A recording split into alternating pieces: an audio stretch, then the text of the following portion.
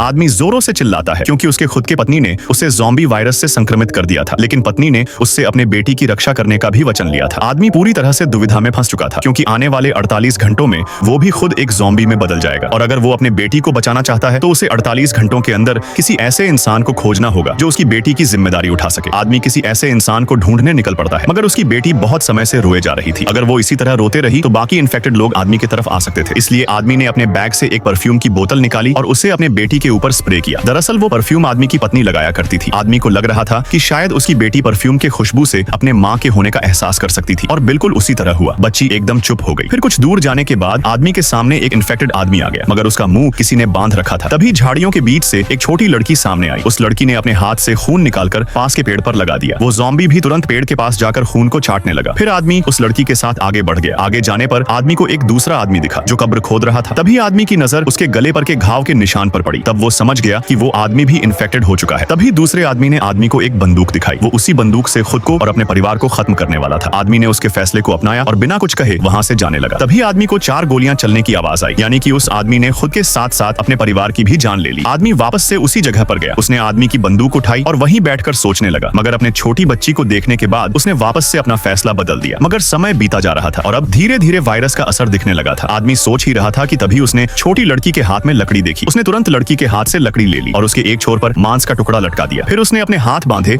और अपने मुंह में एक रबर का प्रोटेक्शन लगा दिया। ये सब आदमी ने इसलिए किया क्योंकि अब कुछ ही देर बाद वो पूरी तरह से ज़ॉम्बी में बदल जाएगा। फिर कुछ देर के बाद आदमी पूरी तरह से ज़ॉम्बी में बदल गया, लेकिन छोटी लड़की आदमी के पीठ पर बैठकर लकड़ी को पकड़े हुए थी। कुछ दूर जाने के बाद कुछ आदिवासी उन लोगों को देख लेते हैं। किसी को भी अपने आंखों पर यकीन नहीं आ रहा था क्योंकि एक पिता खुद ज़ॉम्बी बनने के बाद भी अपने छोटी बच्ची को सही सलामत ले आया था।